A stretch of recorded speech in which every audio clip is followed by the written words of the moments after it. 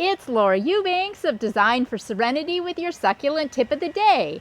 And I and Greg and I are in La Jolla checking in on a property that was having some irrigation questions.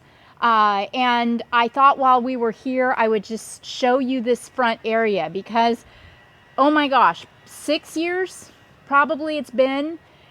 We did a installation in this front area that looked completely different than it looks right now. We planted Dodonea purpura hopseed against this wall back here, and it was gorgeous for about 5 years, and then it just got to be overwhelming. It got to be way too much maintenance. The client was over it, so we took the hop seeds out and we planted some specimen succulent and cacti that were actually in pots in her house, of all things. Now remember, this is La Jolla coastal, so we can get away with that crap here.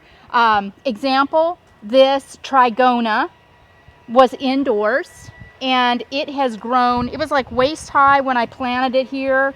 It's all in leaf. It is so happy. Another thing to remember too about this area is this is watered by the association. This used to be a grass, so this is all on spray and it gets watered like every day by the association, and there's nothing we can do about that. So I needed plants that would tolerate a lot of water. So, you know, this used to be more tapestry-like back in the day, and that also just sort of morphed into more of a specimen garden. So as the years passed and I started pulling out some of the weaker plants or things that passed away, that left me with this tough stuff. So what we have here is Crassula Argentia Sunset, which should turn very yellow in the wintertime. I've got a aloe Dakari there in the back. I've got some striata here. I've got aloe blue elf. Are you seeing a trend? Aloes do very, very well in San Diego, and they're doing great here.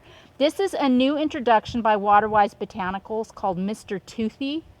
It's got a red tooth on a blue leaf, which is just really, really pretty. Then, of course, the little Pilosoceras azuris. This looks like a Senilus variety. It's called Old Man Cactus because it's got this little white hairy fuzz on top. This is actually a form of protection for the plant. It protects it from sunburn, and it's so cute. Looks like the fuzzy hair on top of a little old man's head. This looks stunning against this gray wall.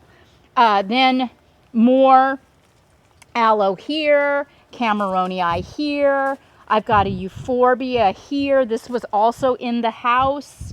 And then, you know, as we get under the shade of this tree, which is job security, this ornamental pear, the sun just never shines. So everything is very, very green. The crassulas, basically that's all I have here are crassulas and a couple of tough aloes. You will note one of the things that makes this look so cute and gives it such personality is the burgundy ribbon that runs through it.